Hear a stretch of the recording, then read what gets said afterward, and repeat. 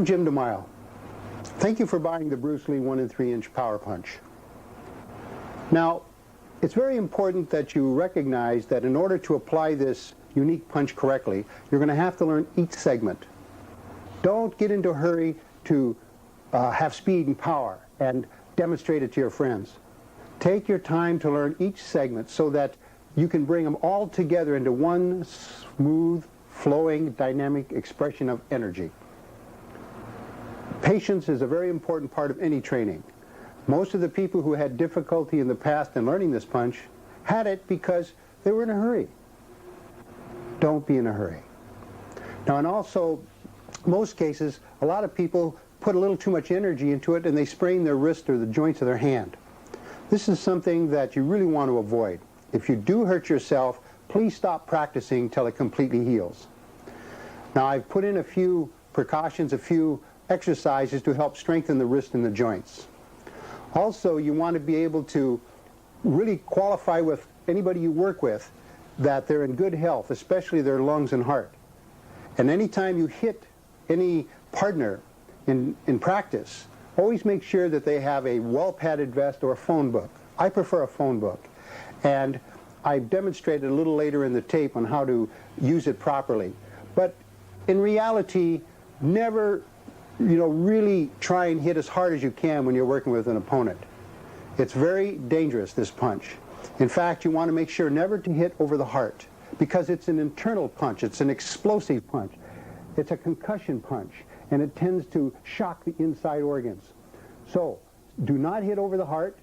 When you use a phone book, hit in the general area of the solar plexus because that affects the lungs as far as the lungs can feel the blow and they sort of pop a little bit, and the partner can tell if the punch is correct.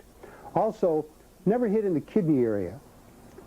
In the head, never hit the jaw in such a way that you snap the head back and cause a shock to the spine or to the brain. It's very dangerous. You can actually break the spine or you can create such shock to the brain as to create brain damage.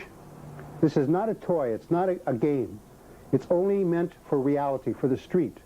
If you're confronted by an aggressor or a mugger, you want something that'll wipe him out in a split second.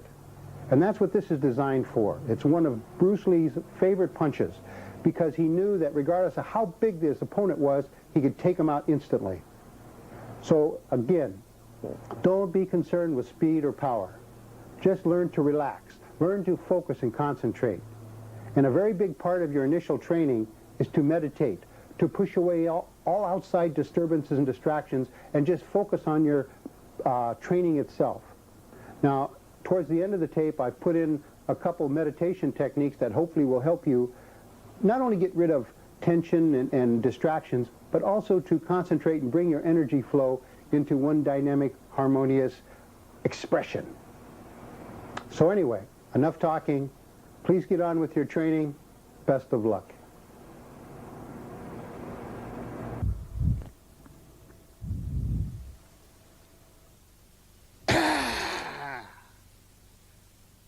This is the Bruce Lee 1 3-inch Power Punch. Copyright 1989. Now let's get on with a few of the precautions.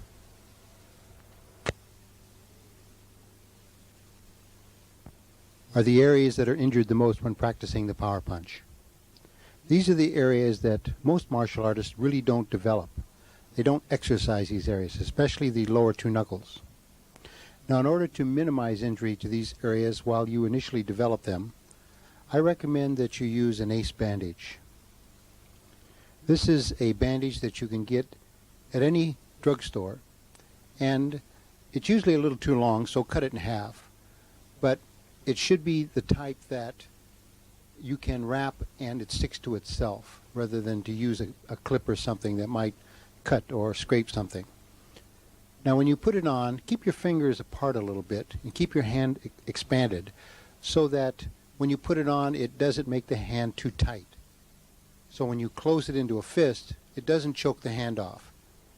And towards the end, wrap it around the wrist a few times so that you give a little support to the wrist. If you have a weak wrist, then wrap it maybe once or twice more. But the main thing is you want it to be comfortable and not interfere with how your hand feels during practice. But it should feel snug but not too tight. Now also, in order to help build the joints of the lower fingers, or all the fingers, these rubber bands are of different sizes and different strengths. And you can get them at any hardware store or any store that sells novelties. Now when you put it on so that it's towards the end of the fingers. This gives the most leverage against the finger action itself, which helps strengthen the joints. And there's no set pattern of motion. You can move one finger at a time, two fingers, all of the fingers. It really doesn't matter. The main thing of it is to do it maybe a couple times a day so that you strengthen the joints between the fingers, so that when you are hitting, the joints don't separate, causing a lot of the little vessels to break. This will just strengthen the hand.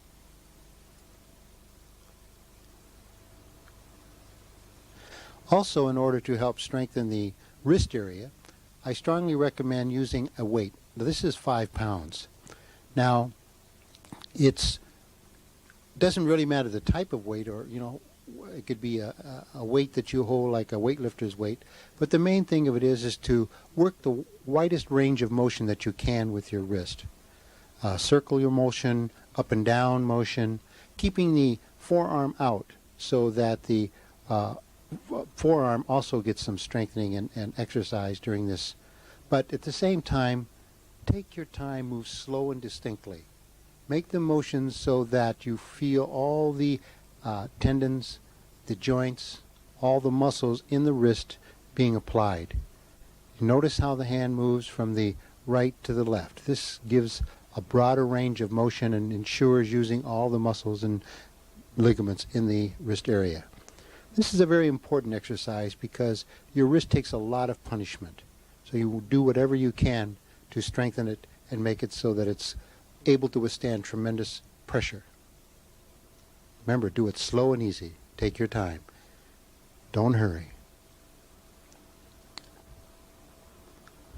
Now this is a piece of rubber cut from a car inner tube. It's about 2 inches. And you use it to strengthen the extension muscles up around the shoulder, the triceps. You'll notice as Steve extends his arm forward, he also spreads them out as far as he can, and then he lets them drop back to his body.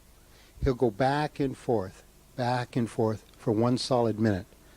This is something that is excellent for helping develop all the muscles that you'll use during the power punch exercise. Notice the elbows drop back towards the body, and then extend fully out, spreading out as you do so as hard as you can.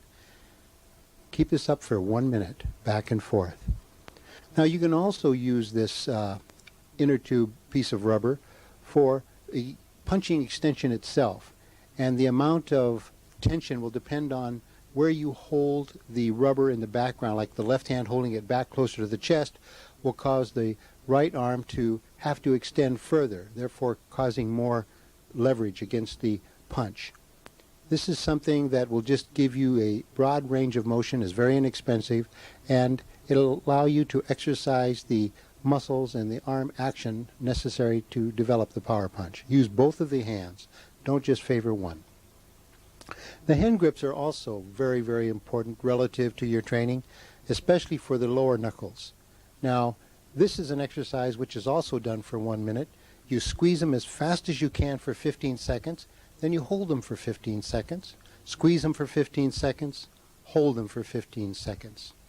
You'll notice the emphasis is mainly on the lower 3 fingers. The pointer finger is left out, so it doesn't help squeeze the squeegee. Use a light grip, so that way there you can do it more times and develop more of the hand fibers. But again, squeeze it as fast as you can, 15 seconds, then hold it. Hold it like you're trying to squeeze blood out of a turnip, and then squeeze it again. Now this is a wrist roll. This wooden bar is about 12 to 18 inches long. It's got a hole drilled through it, and this rope is pushed through it, tied, and then extends down to a weight, which is roughly about 2.5 to 5 pounds. I recommend 2.5 pounds. And secure it however you can so that it's attached to the weight so it won't break loose. Now the idea of this exercise is to be able to stand erect, keeping your body in line with the head and the feet. And when you raise the weight, raise it so that your arms are straight out and your hands are slightly above shoulder level with the weight off the ground. The rope should be just long enough so that the weight is off the ground. Once you start the exercise, you will continue the exercise without stopping for 1 minute, and as fast as you can, roll it up and down for 1 minute. You're going to try and do it at least twice. Now, Steve is rolling it up on the inside. That means that he's rolling his hands away from him, and that will bring the rope on the inside. He's making each move independent. He's not letting it slip. He's actually rolling it up with his hands and rolling it down with his hands, both of the hands equally. As soon as the rope gets to the end, it will begin to roll up on the outside, which is a different exercise. It calls for different muscles to be employed. Notice now the rope is closest to you. That's on the outside. And do this for 1 minute.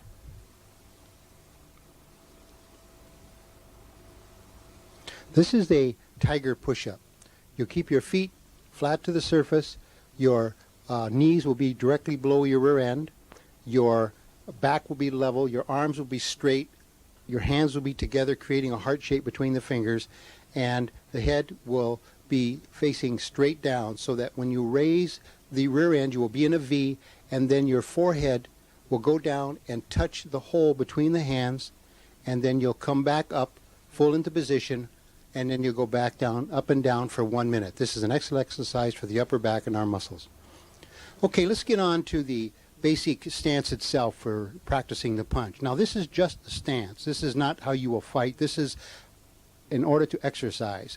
Most people who are right-handed have a tendency to favor the right side. This is because this is their power side. They flow on this side. I recommend against this when you're practicing, because you'll have a tendency to overextend, to reach out. Notice how I'm reaching out. This is a natural tendency. Without thinking, I'm going to have a tendency to extend my body. See, I'm pushing. Bruce Lee used to do this a lot when he did his punch, and it tended to push the opponent away from him. The secret of the punch is to drop the individual right in front of you so that he doesn't go back. In order to do that, I strongly recommend that you lead with the left leg, with the left foot. Now, I'm right-handed, but I will lead with the left. I will place my body so that it favors the left, but I will then practice with the right as far as the hand motion. This allows me to control my range of motion much easier, much better. I do this for two reasons. One is to get the understanding of the control, but also to be able to know that I want to control my center line. My center line is something that is very important to control when I'm in close range punching, because I want to be able to use both of my hands. Now, the center line, it means that at any time you can touch your opponent with either hand. If you pivot too far, you're going to notice that the right arm, if it's blocked, will not be able to, the left arm won't be able to be used. And this is going to be really restrictive to what your technique is. The idea is to be able to do short punches, so that if you're blocked, you can be able to still sweep with your left hand and still function even though the arm has been blocked. And that gives you a broader range of techniques that you can employ. This is very important. So again, don't extend out. Most people will tend to bend because they like the pivoting action, but you can easily be trapped. Try and not bend too far. Try and favor the short range. Now, this is the short action itself. Notice there's just a slight pivotal action in the arms. This way I can use both my hands equally. It's a very efficient and functional way to apply close-in technique. I always assume I'm very close to my opponent. Now first, let's get into what the floating or power punch is as far as its basic position. The hand actually hangs at the wrist. This is why I have a tendency to call it the floating punch, because the hand has no tension. Notice the fingers are loose and relaxed. There's no tension in it. There's just a loose, comfortable feeling. The hand will be vertical. It will not lay down flat towards the surface. It will not hang down as it normally would facing the ground. It will hang vertical but at an angle. This will give it good lift when you're doing the punch. Now, when you're practicing the 3-inch punch and you're hanging down, you want to use the pointer finger knuckle to determine the distance. this is what you will always do in order to practice. You will just reach up with your pointer finger, touch with the knuckle loosely, and then you will be able to draw the hand up, snapping it into the punching position, the driving position of hitting with the lower two knuckles. Now, as you're doing this, just prior to your hand snapping up, you're going to find that you want to close the hand in a rolling action where the fingers will roll up and close as you snap the hand.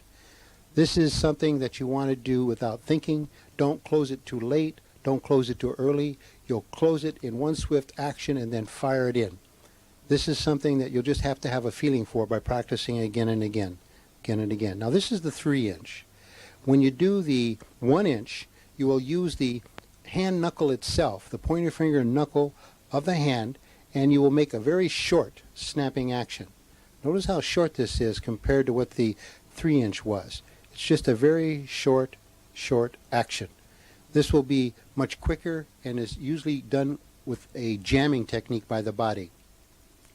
But when you roll up the fingers come up in a similar fashion to the 3, a little faster, but at the same time they come up just prior to the striking action itself. Don't be in a hurry. Just practice this slow and easy against the surface like a light bag, just getting that snapping action itself. Notice how it just snaps at the wrist. The hand will suddenly snap up, hitting with the lower two knuckles as I drive my hand forward. This is very important because it's a very basic movement. Now, the arm action itself is very important. You notice that when my arm goes forward, it recoils. In other words, it pulls back, snaps back. It doesn't pull back. It snaps back, not past the elbow position if it was just hanging, but down to where it normally would be, like there. Notice how it just pops up and back. It doesn't go back past my body. And also, it's like a bullet being fired from a gun. The more snap that I can get out of my wrist forearm action, the more power that will be generated through the snapping action of my hand. Notice that it's almost an invisible type of action. The faster I do it, the more action I get. Now I'm just practicing the action of the hand itself rather than the punch, the snapping action of the arm itself. Each of these is a different exercise.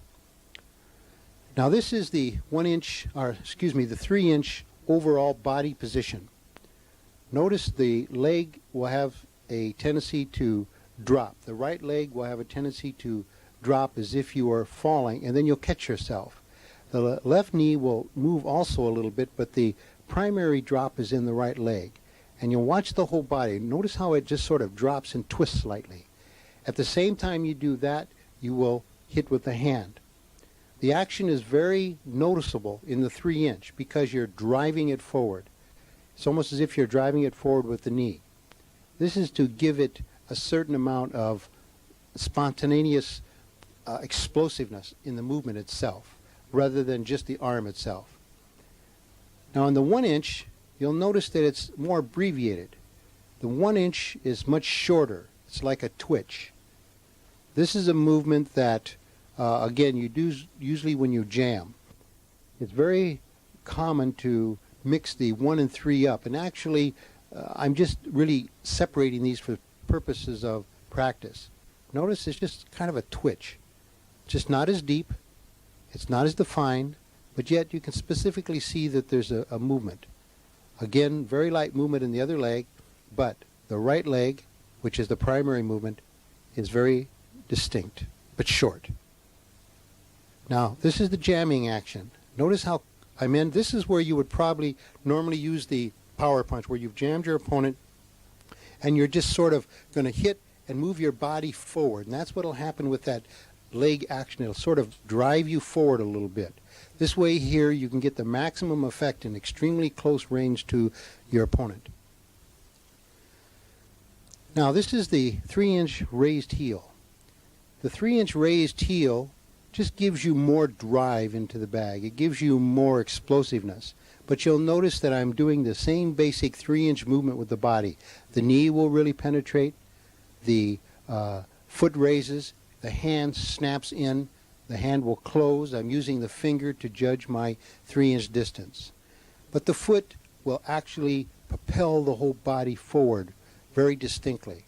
It's just like I've stepped on a tack and I'm jerking my heel up. This is a very distinct raised heel position. It can really add a lot of snap, a lot of explosiveness to the blow itself. Now these are just basic exercises. Don't be caught up in having to do everything perfect. You'll just get a feeling for it.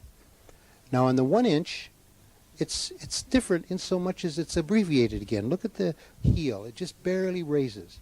Again, it's very often because you've jammed the individual, so you hardly notice the leg motion in the same way, but yet you'll feel it. Someone watching you won't be able to tell the difference, but you'll feel the difference when you spring up that heel and snap forward.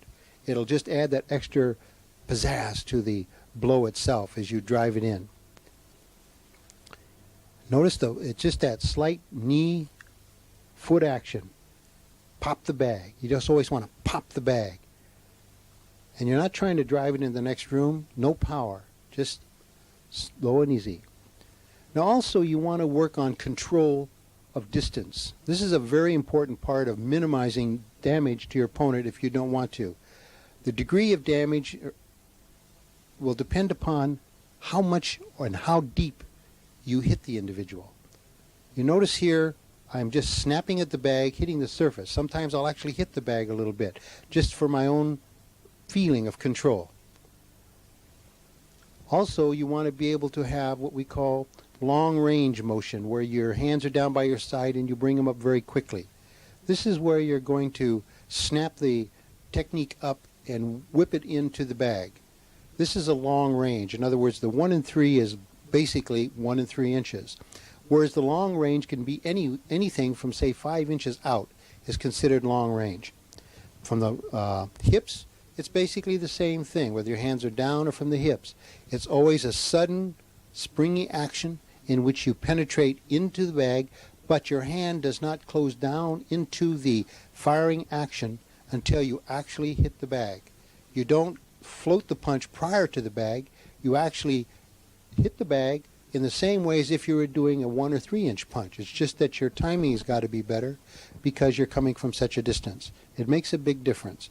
So take your time when you're practicing these basic long range motions. Folding of the arms is the same way. It's being able to know that when you come out of that position, you're going to fire directly into your target. It's a surprise attack, but it's something that is done in the same way as far as the end result as the 1 and 3. It's just that your hands start from a different position. And when you're practicing the 1 and 3 inch punch, practice each segment. Practice the hands, practice the arm motion. All of these are important segments in order to make it work. Now next is a technique of exercise that will help you keep balance in your motion. I do this to help my center line, but also to bring my energy forward in one smooth action. You notice I bring both hands forward at the same time. Now whether I'm just bringing it up for balance or I'm actually blocking, it doesn't really matter. The main thing of it is you notice it's a single action. Both hands move at the same time. This allows me to have a good positive offensive defensive position with my left hand even though my right hand is attacking. But again, I use it to keep body control. Now here's a good exercise. It's a coffee can filled with sand. Usually it's about 10, 12 pounds. This one's about 5 pounds. But it's something that will help you develop the proper snapping action in the 1 and 3 inch floating punch. I use a flat surface, a board, or it doesn't matter what it is, it can be a table, and I sit down so that I'm comfortable so I can just concentrate on the action itself. Now I'm going to practice the 1 and 3, and I'm also going to practice the action of my forearm in the recoil action. Remember, that's very important. The recoil action of the 1 and 3 inch punch is very important. Notice it's just a slow definition of motion, being able to define the 3 inch, rolling my hand closed, and working the snap. And then the little action of the forearm to pop it. Remember, pop it, recoil it. And all this is the simplicity of the punch itself. It's not complicated. It's just a simple matter of doing these little actions. This is the 3 inch. Notice I'm actually using the end of my finger. It doesn't matter. The end of your finger clear up to the joint there. This is fine. But the main thing of it is that snapping action, that sudden projection of the lower 2 knuckles to snap it in as you project forward with that forearm. That's what the 3-inch is all about. Now the 1-inch is of course a little different, and you want to really feel that difference, that closeness, that getting that hand knuckle of the pointer finger, and then that sudden upbringing of the lower 2 knuckles. The recoil will be different because it's much shorter, so therefore there has to be a little more of a jolting action of the forearm. That will propel it out. And a lot of people, they think in terms of just the floating punch with this rich action, but it's not true. You can also do the Junjiang, they call it, and that's an open palm strike. This is a very favorite technique of Bruce Lee.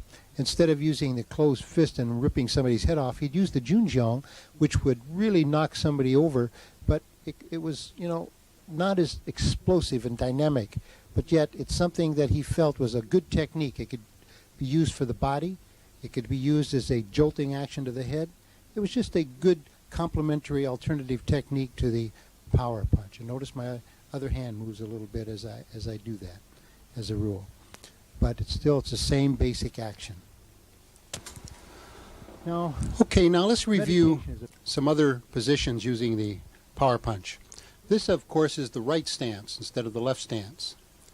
Now, I use the basic body motion as in the left side, but you'll find that the legs feel a little different when you do it with the right side, so it's really good to practice feeling that change of position, change of flow. But you'll notice that I have very short motion. I don't reach out, extend, or push.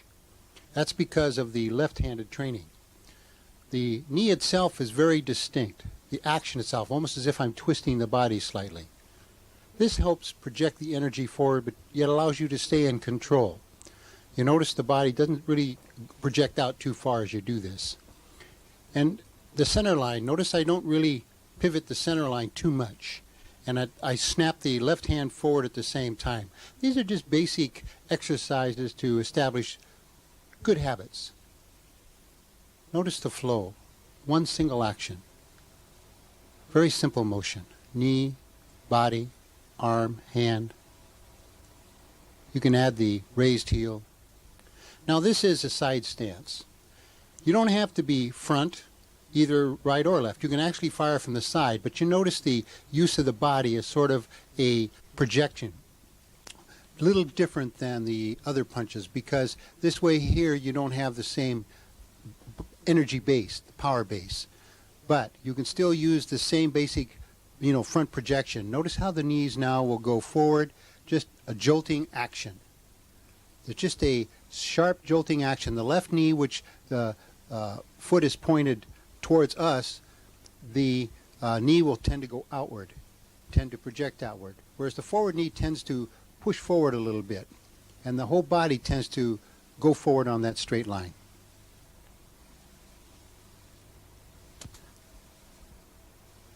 You can repeat these again and again till they feel smooth and comfortable to you. Should be effortless. One beautiful move. Okay, now I want to introduce you to the bag that I've been using. This is a vinyl bag. It's filled with sawdust, and it weighs about 10 pounds, 12 pounds. 8 to 12 pounds is a real good weight because it makes it very sensitive. It's a fairly solid bag, and it's been packed really tight. And when you hit it, if you hit it on the surface, it moves very easily. But you want it to be able to, if you just touch it, that it doesn't move. And if a big bag is hit, really light, it doesn't move. But also if you don't hit it too hard, it still doesn't move. So you want something that'll change its movement without any problem. This is a phone book that I use as far as the general thickness, and place it over the chest so that where you see the ELL, that's about the solar plexus area, and that's generally where I suggest you hit. Stay away from the heart, and keep it snug to the chest, flat to the chest, real tight, otherwise you'll get a double shock. Keep the fingers out of the way or you'll get them smashed. Keep them tight up towards the top and the bottom. It's very important that you always keep it snug and in the same place. Now, I put a board in there very often if a person is going to hit me a lot, because that dissipates a lot of the blow. This spreads the blow out and stops it from going through as much. And if you don't have a real thick phone book, I suggest you use this 1/4-inch piece of plywood. But if you're going to practice much, it's good to use it. But please wrap your hand, because this is a little harder on the hand. When you smack that, it's fairly firm.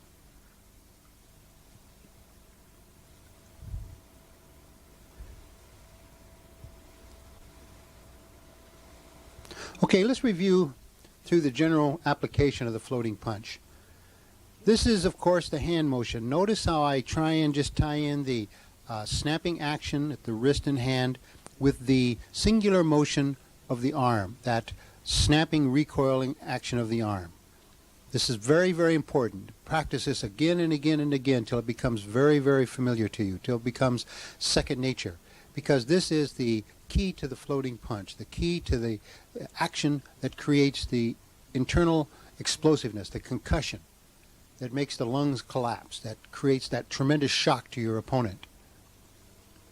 Just again and again, fluid, flowing, snapping, mix it up, feel the action, the definition of motion, then snap it to just feel that explosiveness, that pop, that recoil.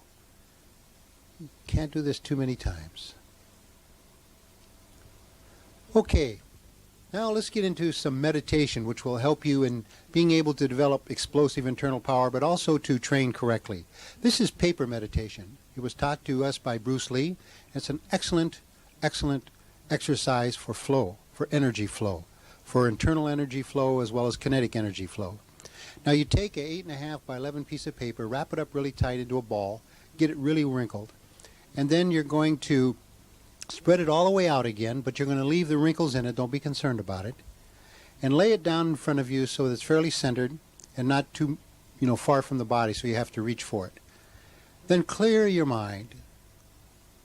Breathe in deep, clear out the lungs, and feel sort of a centering. And now put your hands together, bring them down, and slowly, without too much pressure on the paper, you begin to just iron it out. Iron it out. And initially, when you begin this, just develop the actual proper practice itself of motion. Keep your body fairly upright and breathe in as you come up. And as soon as you start spreading out your hands, exhale. Inhale, exhale. Inhale, exhale. And you're just working with the general flow of the action. But as soon as you've got this down, as soon as you feel comfortable with it, then you'll internalize and imagine that instead of the air going out of your lips, they go out of your arms. And that's why now you notice I'm very pursed-lipped, very tight-lipped. That's just so very little air can go out. And the rest of it, I imagine, is going out through my arms, is going out like a flowing river. And it's all my power, and I feel this flowing, steady energy flow of energy across the paper. I feel it going out, becoming more powerful, but very consistent. And I can see this mentally. I can feel it physically. And you do the same basic motion that you did before. You do that steady, slow, sweeping action of the paper, bring it back up into the prayer position, but at the same time you're breathing in and out in the same way. You're exhaling on the downstroke, inhaling on the upstroke, breathing out through pursed lips. It's a very important exercise. It'll really help with the energy flow. And one of the important things that we learned from this particular exercise, which we were very surprised, but we went down into crowds and tested this, is that as you develop that inner power, that energy flow out through the arms, you really don't feel it.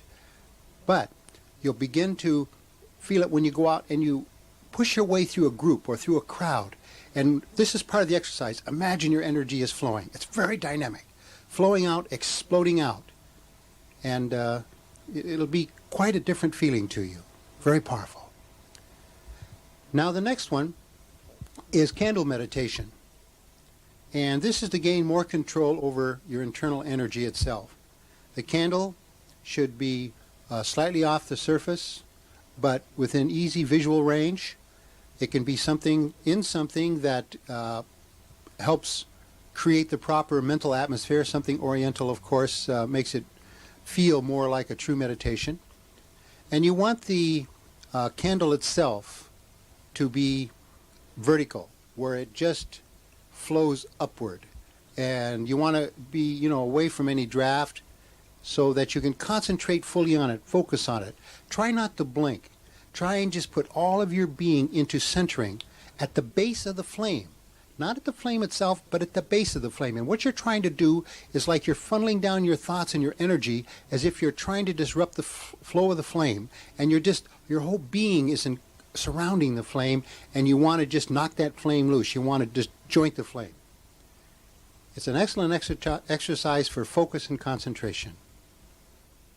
Breathe in and out very slowly and evenly.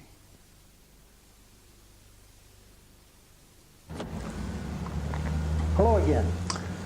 Hello again. Well, now you've had an overview of the tape. You can see it's really not going to be that complicated. But it is necessary for you to review through the tape a number of times to see what is going to be required of you, what you're going to need to spend a little more time on. As you start working with the tape, try and see what feels comfortable or uncomfortable. Anytime that you're having a problem, it's a matter of just going back and really listening to the tape. But at the same time, it's something that anyone can do regardless of age, sex, or condition, because it only does take a few tenths of a second or even hundredths of seconds when you're doing it correctly. But you have to coordinate that whole body action into a single flowing dynamic flow. And that's, of course, not only the body itself, but the internalized training. A lot of people think just in terms of the physical, explosive energy. No, it's also your ability to concentrate, your ability to condense down your energy and explode it out one single point. And that's why meditation is important. And if you have different meditations that I offer you, fine. It doesn't matter, as long as that you have that internal control to complement your use of energy. Now, I do have a few tapes that could be complementary to your overall training. I have Chi Sao, which is sticking hands, which is very close combative exercises for controlling your opponent offensively and defensively. I have Fon Sao, which is more long range and freer moving, but it's also to trap and control your opponent's energy. It's one of Bruce's favorites.